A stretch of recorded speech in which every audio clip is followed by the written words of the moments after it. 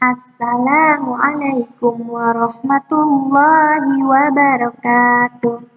Halo Abdullah Class, Abdurrahman Class, dan Ikrimah Class. Apa kabar semuanya? Semoga semua dalam keadaan sehat walafiat ya. Mari sebelum kita mulai belajar, kita buka dengan membaca lafaz basmalah. Bismillahirrahmanirrahim. Alhamdulillah, hari ini kita sudah memasuki tematik C, subtema 2, dan hari ini kita akan belajar di pembelajaran 1 dan 2. Tolong siapkan buku dan alat tulisnya. Sekarang kita memasuki pembelajaran 1. Tujuan pembelajaran 1 yang pertama adalah kita mampu menggali informasi dari teks eksplanasi ilmiah.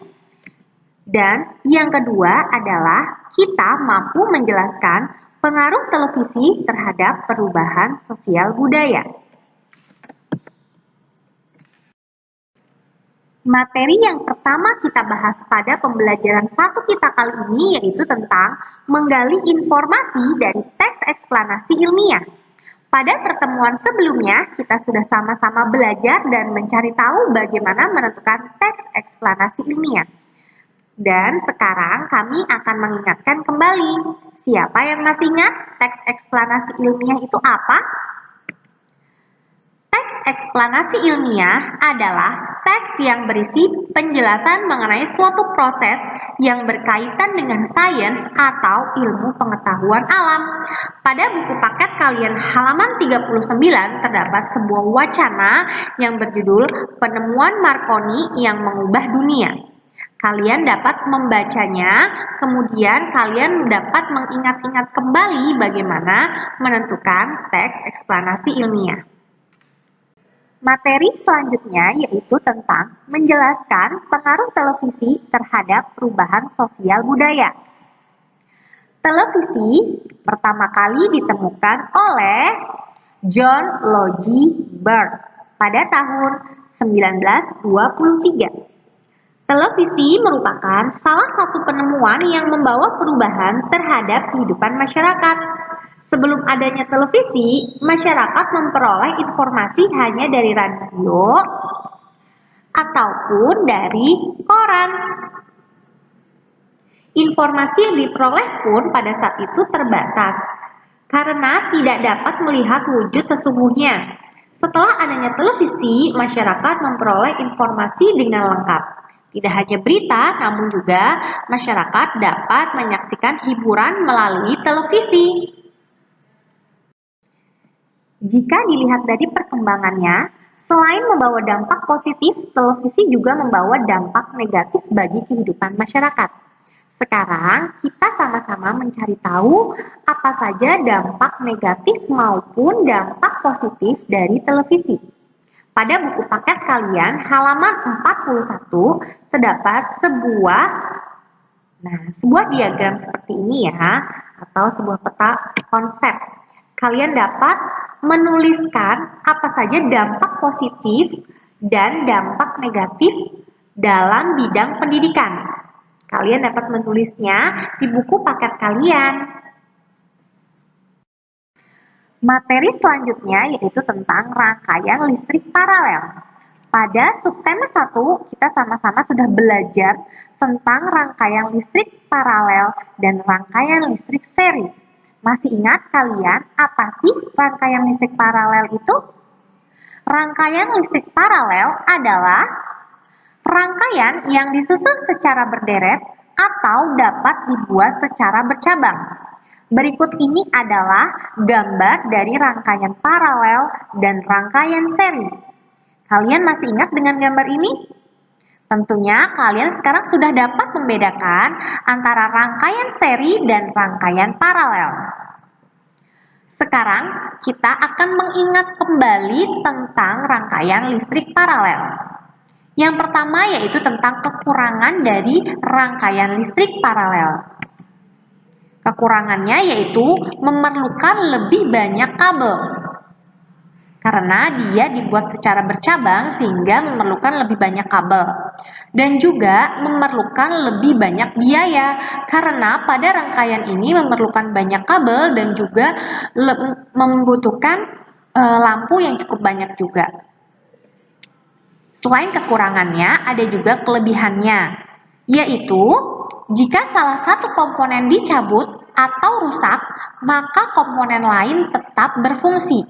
Maksudnya, jika salah satu cabangnya ada yang rusak, tapi cabang yang lain masih dapat menyala. Sekarang kita memasuki pembelajaran 2. Tujuan dari pembelajaran 2 kali ini yaitu yang pertama, kita mampu menjelaskan kewajiban dalam kehidupan sehari-hari. Kemudian, tujuannya yang berikutnya adalah kita mampu menyanyikan lagu di depan kelas dengan nada yang tepat. Sebelum kita memasuki materi di pembelajaran 2, sekarang tolong simak gambar berikut ini.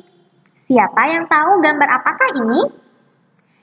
Ini adalah gambar jam matahari. Apa sih jam matahari? Jam matahari adalah sebuah perangkat sederhana yang menunjukkan waktu berdasarkan pergerakan matahari. Seiring dengan perkembangan teknologi, penunjuk waktu mengalami perubahan dari jam matahari menjadi jam analog dan jam digital. Ya, salah satu fungsi dari jam itu adalah agar kita dapat lebih mengatur waktu. Contohnya, misalkan, apakah kalian sudah tepat waktu ketika sholat, tepat waktu ketika berangkat ke sekolah? Nah, itu adalah manfaat dari jam. Oke? Sekarang kita memasuki materi pembelajaran 2, yaitu tentang menjelaskan kewajiban dalam kehidupan sehari-hari. Sekarang, siapa yang tahu apa itu kewajiban? Ayo diingat-ingat. Kewajiban adalah segala sesuatu yang harus dikerjakan. Sebelum kita memperoleh hak kita sebaiknya melaksanakan kewajiban kita dengan baik. Kewajiban dan hak harus dilaksanakan dengan seimbang. Tentunya, kalian sudah tahu apa saja kewajiban kalian sebagai seorang anak di rumah, kewajiban kalian sebagai seorang siswa. Kalian sudah tahu dan kalian dapat mencatatnya di buku paket kalian halaman 46. Materi terakhir pada pertemuan kita kali ini yaitu tentang menyanyikan lagu Indonesia Pusaka. Salah satu kewajiban siswa di sekolah yaitu mengikuti upacara pengibaran bendera pada hari Senin. Tentunya, ketika kalian mengikuti upacara, kalian pernah menyanyikan lagu ini. Pada teks halaman 47, ada sebuah lagu yang berjudul Indonesia Pusaka, ciptaan Ismail Marzuki. Kalian masih ingat lagu ini? Mari kita sama-sama menyanyikan lagu ini. Indonesia tanah air beta, pusaka abadi nan jaya. Indonesia sejak dulu kala selalu dipuja-puja bangsa. Di sana tempat lahir beta,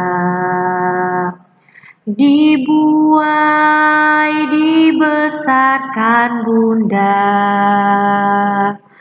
tempat berlindung di hari tua sampai akhir menutup mata. Terima kasih. Semoga setelah kita masuk ke sekolah, kita dapat mengikuti kegiatan upacara bendera pada hari Senin dan semoga kita juga masih bisa menyanyikan lagu ini. Semangat ya, Nak! Demikian materi pembelajaran tematik kita pada hari ini. Selanjutnya, kalian dapat mengerjakan tugas pembelajaran 1, yaitu mengerjakan buku paket halaman 41, 43, dan 44. Dan tugas pembelajaran 2, yaitu mengerjakan buku paket halaman 46, 48, dan 49. Tolong dikerjakan dengan sebaik mungkin dan diselesaikan tepat waktu. Terima kasih. Semoga pembelajaran kita kali ini dapat bermanfaat untuk kalian semua. Wassalamualaikum warahmatullahi wabarakatuh.